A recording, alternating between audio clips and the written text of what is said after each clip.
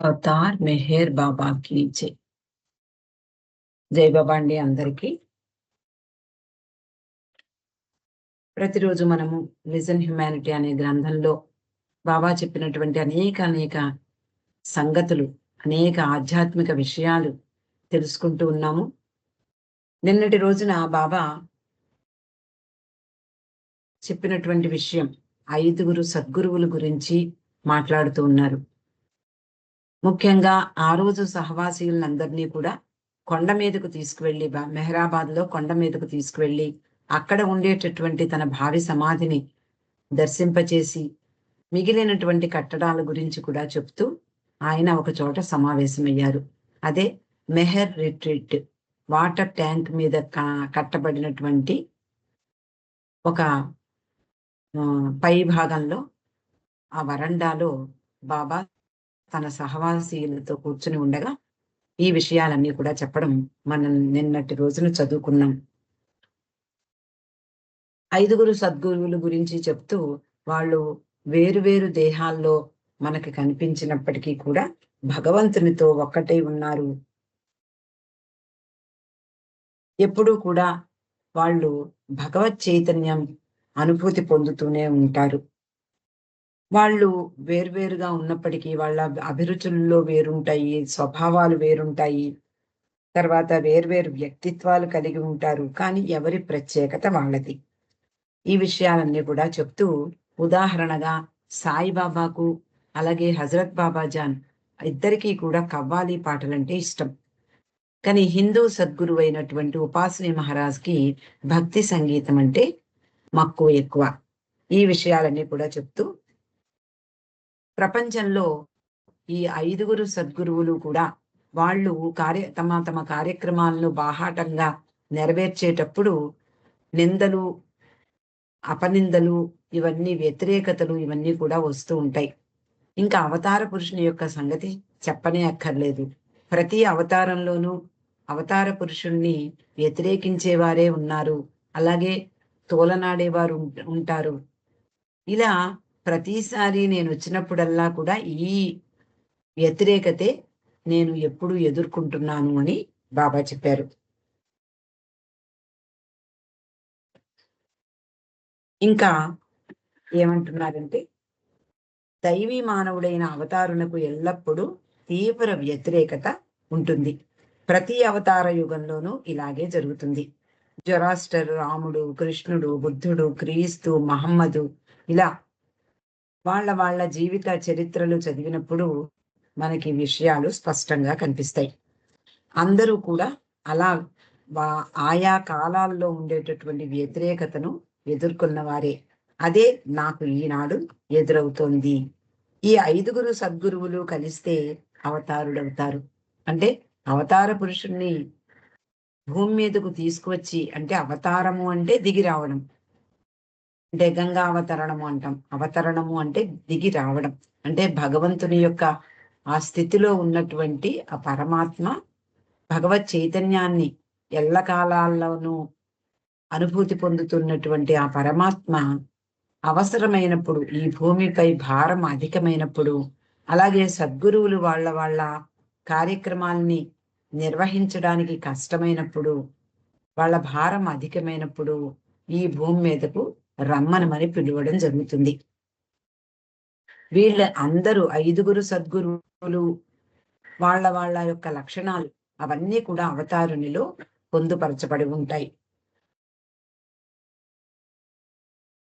బాబా అంటున్నారు, మీరు మాయా అనే పంజరం నుండి బయటపడి ఈ జీవిత కాలంలోనే నన్ను తెలుసుకుంటారనే ఉద్దేశంతో ఉన్నాను. ఆయన మన గురించి ఎంతగా ఆలోచిస్తున్నారో చూడండి. మనమంతా కూడా ఎక్కడ ఉన్నాము? ఈ మాయ, ఈ ప్రపంచంలో అజ్ఞానము, ఈ మాయ అనేటటువంటి పంజరంలో బంధింపబడి ఉన్నాం. అవతార పురుషుని యొక్క పరిధిలోకి వెళ్ళినప్పుడు ఇంకా ఒక్క జీవితకాలం చాలు. ఎందుకు అంటే ఆయన యొక్క కొంగు మనకి దొరికింది కాబట్టి ఈ జీవిత కాలంలోనే నన్ను తెలుసుకుంటారు అనే ఉద్దేశంలో ఉన్నాను అంటున్నారు. సృష్టి అనే భ్రాంతి యొక్క ప్రారంభం నుండి లేనిది ఉన్నట్లుగా భ్రమింపజేసే మాయ మీ అందరిలో ఉన్న అజ్ఞానం నా మెడకు చుట్టుకుంటోంది.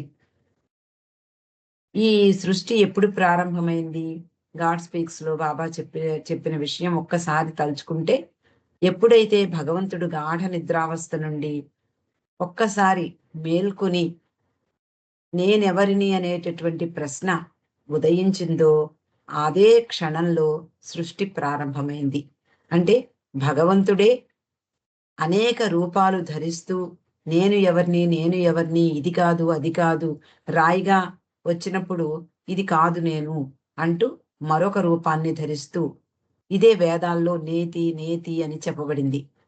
అలా ఇది కాదు, ఇది కాదు అంటూ మానవ రూపం ధరించాక కూడా వచ్చినటువంటి సంస్కారాల కారణంగా అంటే సంస్కారాల యొక్క భారం, బరువు, ఆ మూట కారణంగా తనని తాను తెలుసుకోలేక జనన మరణ వలయాల్లో ఇరుక్కుని నెమ్మది నెమ్మదిగా ప్రయాణం సాగిస్తూ ఉన్నాడు. బాబా ఏమంటున్నారు? ఈ మాయ అనే పంజరం నుండి ఈ జన్మలోనే మీరు బయటపడవచ్చు.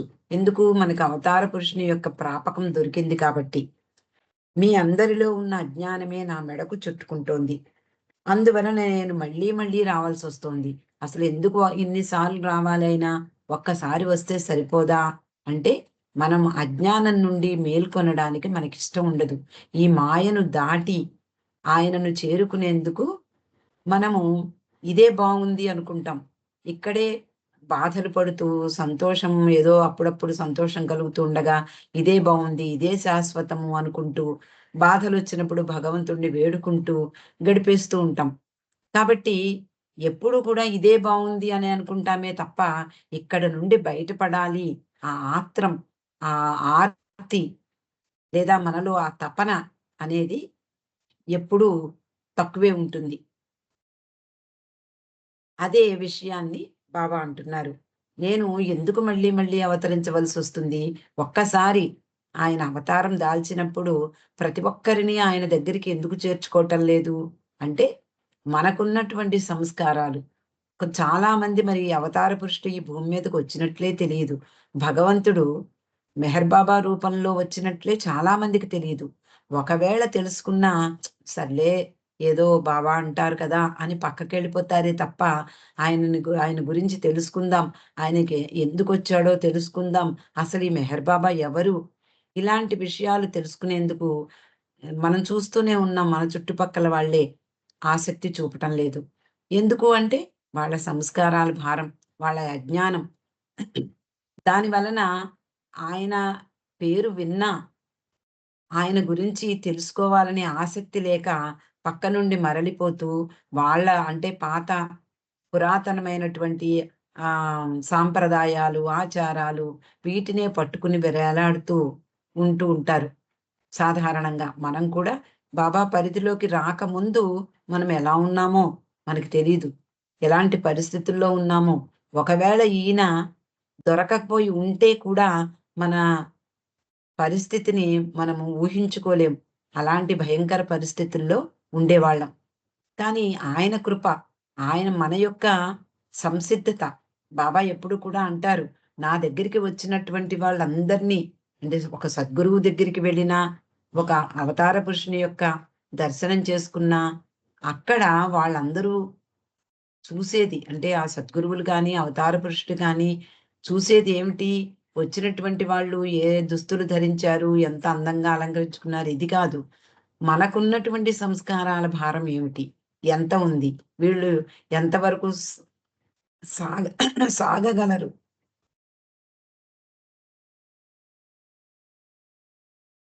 వీళ్ళ యొక్క సంసిద్ధత ఎంతుంది? ఇది వాళ్ళు ఆలోచించేదట. అంటే మనం స్కాన్ తీయించుకుంటాం మన శరీరాన్ని. అలా స్కానర్‌లోకి లోపలికి వెళ్ళినప్పుడు అది స్కాన్ తీసేస్తూ ఉంటుంది. మన లోపల అవయవాల్ని. అలా భగవంతుడు ఒక్క చూపులో స్కానింగ్ అయిపోతూ ఉంటుంది. ఏమిటి వీళ్ళ యొక్క సంసిద్ధత ఎలా ఉంది? ఎంతవరకు ఓర్చుకోగలరు నేను పెట్టే బాధల్ని? నా కోసం ఎంతవరకు పని చేయగలరు? ఇది వాళ్ళు చూసేది. కాబట్టి మనం ఎప్పుడూ ఇంకా ఈ అజ్ఞానంలోనే ఇదే బాగుంది అంటూ ఈ ప్రాపంచిక విషయాల పట్లే ఆసక్తి చూపుతూ ఈ విధంగానే బ్రతకడం మనకి అలవాటైపోయింది. భగవంతుడు గురించి పూర్తిగా అవగాహన ఉన్నప్పటికీ కూడా మనం ఆయన కోసం సంపూర్ణంగా మన సమయాన్ని వెచ్చించలేకపోవడమే మన దౌర్భాగ్యం. కాబట్టి బాబా అంటున్నారు, అందువలననే మళ్ళీ మళ్ళీ అవతరించవలసొస్తోంది. ఒక్కడే దర్శింపదగినవాడు. ఈ ప్రపంచంలో అనేక విషయాలు మనకి ఆకర్షణ కలిగేలా ఉంటాయి. వాటి వైపే చూస్తూ ఉంటాం. మనము ప్రతి విషయంలోనూ మనకందరికీ అనుభవమే. ప్రతి ఇంట్లో ప్రతి విషయాన్ని కూడా మనము జాగ్రత్తగా పరిశీలిస్తూ ఉంటాం. అది ఎంత విలువైంది, లేకపోతే ఎంత ప్రాముఖ్యత కలిగింది, దాన్ని ఏ విధంగా పరిరక్షించుకోవాలి, దాన్ని ఏ విధంగా ప్రిజర్వ్ చేయాలి, ఇదే మన తాపత్రయం. అందువలన భగవంతుడొక్కడే దర్శింపతగినవాడు. ఈ మిగిలినటువంటి విషయాలేవి కూడా విలువైనవి కావు. అనుభూతి పొందదగినవాడు ఆయనే. అట్టి భగవంతునితో పోల్చి చూసినప్పుడు ప్రపంచంలో అనేక అందాలుంటాయి. అనేక సౌందర్యాలుంటాయి. ధనం, సంపదలు, పదవులు, ఈ ప్రపంచాలు అనేక ప్రపంచాలున్నాయని చెప్పారు. మనకు కనపడే ఈ ప్రపంచం ఒక్కటే కాకుండా అనేక విశ్వాలు అన్నీ భగవంతుడితో పోలిస్తే విలువలేనివే. వాటిని శూన్యము అని మీరు గ్రహించాలి అనే ఉద్దేశంతో నేను నవజీవనం నుండి తిరిగి వచ్చాను. అంటే నవజీవనం ఒక్కసారి మనం గుర్తు తెచ్చుకుంటే నవజీవనానికి వెళ్ళేటప్పుడు ఏమన్నారు బాబా? నేను ఇంక మీకు కనపడను. నేను మళ్ళీ వచ్చే ఉద్దేశం నాకు లేదు. భగవంతుని పైనే ఆధారపడి పూర్తిగా నేను ఒక సాధకునిలా ఈ నవజీవనాన్ని ప్రారంభిస్తున్నాను. నాతో వచ్చే వాళ్ళందరూ కూడా నన్ను బాబా అని పిలవడం కానీ, లేదా నా మొక్కడం కానీ ఇలాంటివేమీ చెయ్యకూడదు. ఈ ఇలాంటి షరతులు ఎన్నో పెట్టి అనేక మంది అనేక మందిని వాళ్ళ వాళ్ళ పూర్వాశ్రమాలకు పంపించి, అనేక మందితోటి పూర్తిగా డిటాచ్ అయిపోయి మెహరాబాద్‌లో ఉన్నటువంటి స్థిర, చర ఆస్తులన్నిటిని కూడా అమ్మేసి తన మీద ఆధారపడినటువంటి వాళ్ళందరికీ అందరి కోసం ఒక చోట ఆ ధనాన్ని పెట్టి ఆయన నేనింక రాను, తిరిగి రాను, నేను మీకు కనిపించను అని చెప్పి ఆయన వెళ్ళిపోయారు. మళ్ళీ ఎందుకు తిరిగొచ్చారట? ఆ విషయాన్ని ఇక్కడ చెప్తున్నారు. ఈ విలువలేనటువంటి ఈ ప్రాపంచిక విషయాలన్నీ కూడా శూన్యము అని మనం గ్రహించాలి అనే ఉద్దేశంతో ఆయన మళ్ళీ తిరిగి వచ్చారట. కానీ ఆయన ఎంత కృషి చేశారో, ఎన్ని బాధల్ని అనుభవించారో మన కోసం, అయినా కూడా మనము వాటినన్నిటినీ కూడా చాలా తేలిగ్గా తీసుకుంటాం. బాబా అంటున్నారు, మీలో కొందరైనా నా కొరకు జీవిస్తూ అసలు మనం ఎందుకోసం జీవించాలి?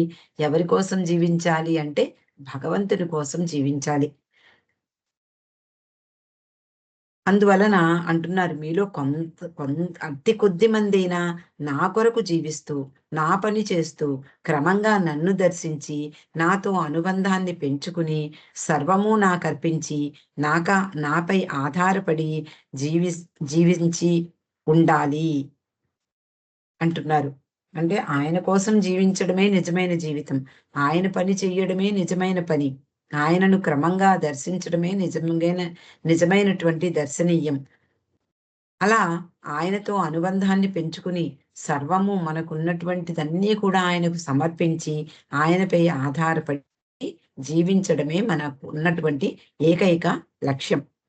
సమయానుకూలంగా విడివిడిగాను లేదా అందరూ కూడి నాతో కలిసి లేక నా ఆదేశానుసారం కానీ, నా పనికి సంబంధించిన అనేక కార్యాలు నెరవేరుస్తూ ఉంటారు చాలామంది.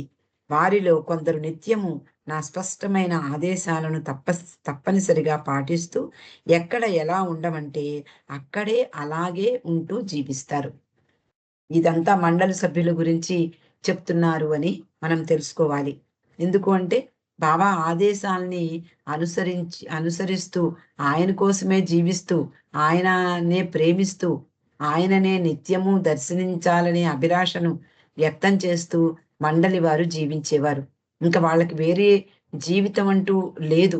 కేవలము బాబా ఆదేశానుసారం జీవించడం కోసమే జీవించారు వాళ్ళు. అందువల్లనే హ్మ్, బాబా దేహం చాలించిన తర్వాత ఎరిచ్ మొదలైన వాళ్ళు ఇప్పుడు మాకు ఎవరు ఆదేశాలిస్తారు? ఏ విధంగా మేము జీవించాలి? ఇదంతా మాకు అగమ్య గోచరంగా ఉంది అని మండలి వారు చెప్పడం జరిగింది. బాబా అంటున్నారు.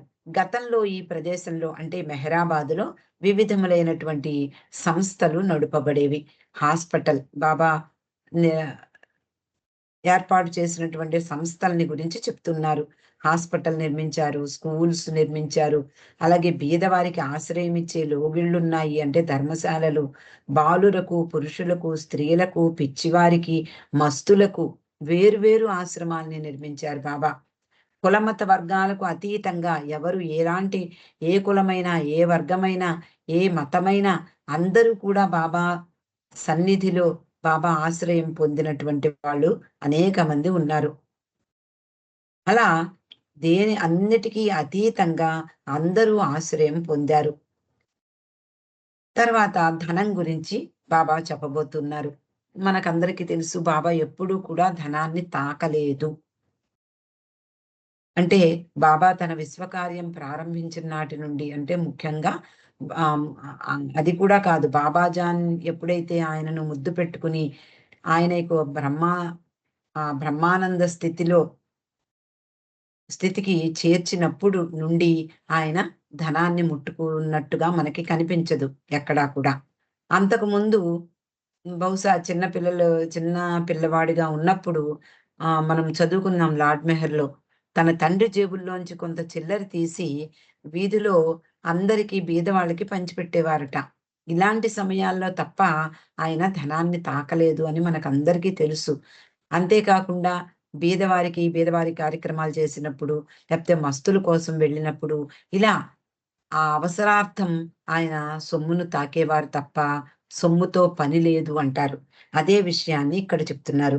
ధనం నా వద్ద ఉన్నప్పుడు ఆ సొమ్మును సద్వినియోగం చేసేవాడిని. సంస్థలను నేనే నెలకొల్పాను. నేనే కూలదోయించాను. మనకందరికీ తెలుసు. అన్నీ నిర్మింపజేశారు. హాస్పిటల్స్ నిర్మించారు. అలాగే ఆశ్రమాలు నిర్మించారు. బీదలకు ఆశ్రయం కల్పించారు. అనేక నిర్మాణాలు చేశారు. తొలి రోజుల్లో. కానీ కొన్ని నెలల్లోనే వాటినన్నిటినీ కూలదోయమన్నారు. ఏమిటి బాబా ఈ ప్రయాస ఎందుకు? దానికోసం ఎందుకు నిర్మింపజేశారు అని అడిగినప్పుడు బాబా అంటారు, "ఇవన్నీ కూడా నా కార్యక్రమానికి పరంజాల వంటివి."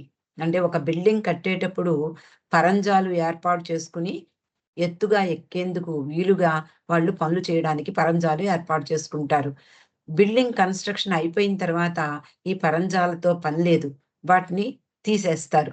అవన్నీ టెంపరరీ ఆహ్, క నిర్మాణాలే. అవన్నీ కర్రలతో నిర్మింపజేస్తారు. మనకందరికీ తెలుసు. అలా అవన్నీ కూడా నేను నిర్మింపజేసినవన్నీ కూడా ఆ పరంజాల వంటివి. నా కార్యక్రమం అసలైన కార్యక్రమం జరుగుతూనే ఉంది. దానికి ఇవన్నీ కూడా ఆహ్, చిన్న చిన్న పరంజాల వంటివి.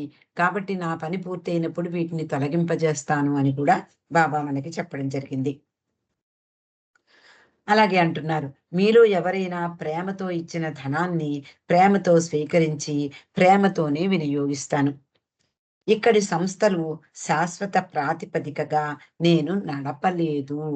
ఎన్నో నిర్మించారు. అయినా కూడా శాశ్వతము అని ఎప్పుడు ఎవరికీ చెప్పలేదు.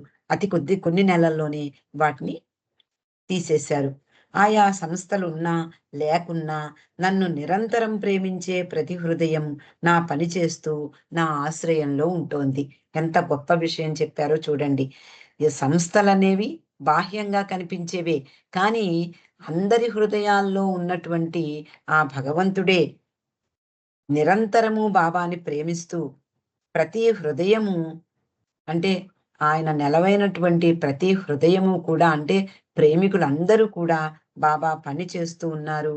నా ఆశ్రయంలోనే జీవిస్తూ ఉన్నారు. దానికి ఆశ్రమాలే కట్టనక్కర్లేదు అంటూ చెప్తున్నారు.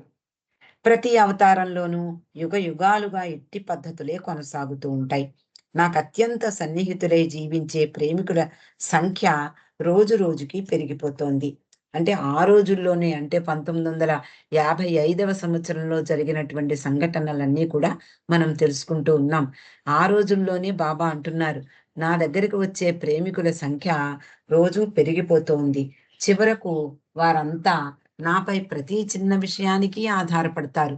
అందువల్లనే ప్రతి ఒక్కరూ బాబా ప్రేమికులు ఆ రోజుల్లో బాబాను ప్రతి విషయాన్ని అడిగేవారు. బాబా ఇదేం చేయాలి? ఇది ఎలా చేయాలి? ఇది ఏం చేస్తే బావుంటుంది అని బాబానే ప్రతి విషయాన్ని అడిగి తెలుసుకుని, ఆ విధంగానే వాళ్ళందరూ కూడా చేసేవారు. వీళ్ళందరూ కూడా అతి సన్నిహితులైనటువంటి ప్రేమికులు. దగ్గర ఉండేటటువంటి మండలి వారే కాకుండా, ఆయనను ప్రేమిస్తూ, దూరంగా ఉంటూ కూడా ఆయనకు సన్నిహితులయ్యారు వాళ్ళందరూ. 32 సంవత్సరాల క్రిందట నేను మెహరాబాద్‌లో అడుగుపెట్టాను. మనకందరికీ తెలుసు 1923లో బాబా మొట్టమొదటిసారిగా మెహరాబాద్ రావడం జరిగింది. అప్పుడు నా వద్ద ఏమీ లేదు. కానీ ఆ తర్వాత ఇక్కడ మరికొన్ని చోట్ల ప్రారంభించిన నా కార్యకలాపాలకు ₹1,00,00,000 పైగా ఖర్చు చేయబడ్డాయి. అంటే ఆ రోజుల్లో కోటి అంటే మనము ఇప్పుడు ఊహించుకోవచ్చు. తిరిగి ఈరోజు నా వద్ద మళ్ళీ ఏమీ లేదు. నేను ధనానికి ఎటువంటి ప్రాధాన్యత ఇవ్వను. విలువ కూడా ఇవ్వను. నేనెప్పుడైనా ధనం గురించి మాట్లాడవలసి వచ్చినప్పుడు, మీ స్థాయికి దిగి వచ్చి మాట్లాడతాను. నా ఉన్నతోన్నత స్థాయిని వదిలి, మీ స్థాయికి అంటే సామాన్య మానవుల స్థాయికి వచ్చి, ధనం గురించి మాట్లాడవలసి వస్తే అప్పుడు మాట్లాడతాను. కానీ నాకెంత మాత్రము ధనంపై ఆశ లేదని మీకు మళ్ళీ మళ్ళీ చెప్తున్నాను. దానిని నేను ఖాతరు చెయ్యను. ఈరోజు మీలో ఒకరు పెండుతో నాకు ధనం ఇవ్వవచ్చా అని అడిగినట్లు తెలిసింది. సహవాసీయులతో చెప్తున్నారు. ఎవరో సహవాసీయులు ఒకళ్ళో ఇద్దరో పెండు దగ్గరికి వెళ్లి, "బాబాకు ధనమిస్తే పుచ్చుకుంటారా?" అని అడగడం జరిగిందట. ఆ విషయం బాబాకు తెలిసింది. ఆ విషయమే ఇక్కడ చెప్తున్నారు.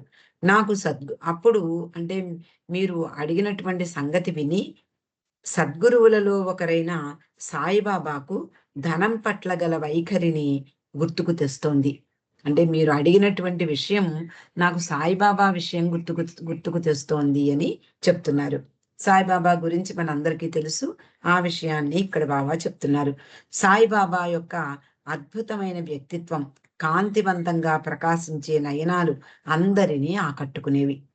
ఆయనకు చిలుము అంటే చాలా ఇష్టం. చిలుము అంటే మట్టి గొట్టంతో పొగ తాగడం. తనను దర్శించడానికి వచ్చే వారి ముందే దగ్గుతూ స్వేచ్ఛగా ఉమ్మివేస్తూ ఉండేవాడు. ఆయన, ఆయన దగ్గరికి వచ్చే అందరితోటి కూడా ఇలాంటి ప్రవర్తనే ఉండేది. అంటే చిలుము తాగుతూ, అంటే చిలుమును పీలుస్తూ, దగ్గుతూ, అక్కడే ఉమ్మివేస్తూ ఎవరొచ్చినా కూడా ఇలాగే ఉండేవారట. అంతేకాక వచ్చిన వారి దగ్గర నుండి సొమ్ములు వసూలు చేసేవాడు. చాలామంది బాబా సాయిబాబా దగ్గరికి వెళ్ళిన వాళ్ళందరూ కూడా ఈ అనుభవం ఉండేది ఆ రోజుల్లో. సాయిబాబా వాళ్ళ జేబుల్లో ఉన్నటువంటి మొత్తం ధనాన్నంతా కూడా తీసుకునేవారు. కొంతమంది గుస్తాజీ మొదలైనటువంటి వాళ్ళు స్టేషన్‌లో దిగి వస్తారు కాబట్టి, స్టేషన్ మాస్టర్‌కి కొంచెం ఈ డబ్బు దాచిపెట్టు బాబు వెళ్ళడానికి నాకు టికెట్‌కి సరిపోతుంది అని కొంత ధనం వాళ్ళకక్కడ ఇచ్చి సాయిబాబా దగ్గరికి వచ్చేవారట. ఎందుకు అంటే మొత్తం అన్ని జేబులు ఈ జేబు, ఆ జేబు అన్నీ ఖాళీ చేసేవారట ఆయన. కానీ ఖాళీ చేసి ఏం చేసేవారు? సాయంత్రం అయ్యేటప్పటికి కొద్దిమంది వ్యక్తులకు ఆ వ్యక్తులకు వాళ్ళకి ధనం లోటేం లేదట. అయినా వాళ్ళకే ఇస్తూ ఉండేవారట. ఒక్కోసారి అడిగిన వారినే మళ్ళీ మళ్ళీ అడుగుతూ ఉండేవాడు. వారి దగ్గర ఉన్నదంతా తీసుకునేవాడు. వారికి తిరుగు ప్రయాణం ఖర్చులు కూడా ఉండేవి కావు. అలా తీసుకున్న సొమ్మునంతటినీ తన వద్ద ఉంచుకోకుండా ఇతరులకు పంచిపెట్టేవాడు. హిందువులు, మహమ్మదీయులు ఆయనను ఒకే విధంగా కొలిచేవారు. భజన గీతాలు, కవ్వాలీలు పాడుతూ ఉండేవారు. కానీ ఆయన విశిష్టతను ఎవ్వరూ ఎప్పటికీ అర్థం చేసుకోలేరు. ఇవన్నీ కూడా పై విషయాలే. ఆయన యొక్క స్వభావము, ఆయన యొక్క ప్రవర్తన ఇవన్నీ పైకి కనిపించేవి. కానీ ఆయన యొక్క పరిపూర్ణత ఎవరు గుర్తిస్తారు? అతి కొద్ది మంది మాత్రమే గుర్తించారు. ఆయన మూర్తీభవించిన పరిపూర్ణత. నేనాతనిని ఎరిగిన రీతిలో మీరు తెలుసుకున్నప్పుడు ఆయనను ఈ సృష్టికే ప్రభువుగా కొనియాడగలరు అంటున్నారు బాబా. నేను సాయిబాబాని ఏ రకంగా చూశాను అంటే, ఏ రీతిలో నేను తెలుసుకున్నాను ఆయన గురించి, మీరు కూడా ఆయనను అలా తెలుసుకున్నప్పుడు ఆయనను ఈ సృష్టికే ప్రభువుగా కొనియాడతారు అని చెప్తున్నారు. ఆయన జీవించి ఉండగా నిజంగా ఆయనను ప్రేమించిన వారు బహు కొద్ది మంది మాత్రమే. దర్శనానికి వచ్చిన వారి నుండి సొమ్ములు తీసుకునే వ్యక్తి మహానుభావుడు ఎలా అవుతాడు అని చాలామంది సందేహించేవారు. కానీ ఇప్పుడు అనేక చోట్ల సాయి మందిరాలు వెలిశాయి. సాయిబాబా అగ్గిపెట్టెలు కూడా వచ్చాయి. అలా ఎన్నో వస్తువుల మీద సాయిబాబా ముద్రను ముద్రించి ఆయన పేరు మీద చలామణి అవుతున్నాయి. ఆయన జీవించి ఉన్నప్పుడు అవహేళన చేసిన ఈ ప్రపంచంలో అంటే ఈ ప్రపంచమే ఆయన్ని అవహేళన చేసింది. అటువంటి ఈ ప్రపంచంలో తయారు చేసినటువంటి వస్తువులకు కూడా ఆయన పేరు పెట్టుకుంటున్నారిప్పుడు అంటూ బాబా ఆ రోజుల్లో సాయిబాబా గురించి నిజంగా ఆయనను అర్థం చేసుకున్న వాళ్ళు చాలా కొద్ది మంది మాత్రమే. పైకి కనిపించేటటువంటివే మనకి తెలుస్తాయి. అందుకనే బాబా ఎప్పుడూ అంటారు, "ఇది నేను ధరించినటువంటి ఒక కోటు మాత్రమే మీకు కనిపించేటటువంటి నా శరీర ఆకృతి. కానీ నిజంగా నేను ఎవరినో తెలుసుకోవాలి అంటే నన్ను నా లోతుల్ని గ్రహించాలి" అన్నారు. అవతార్ మెహర్ బాబాకి జై.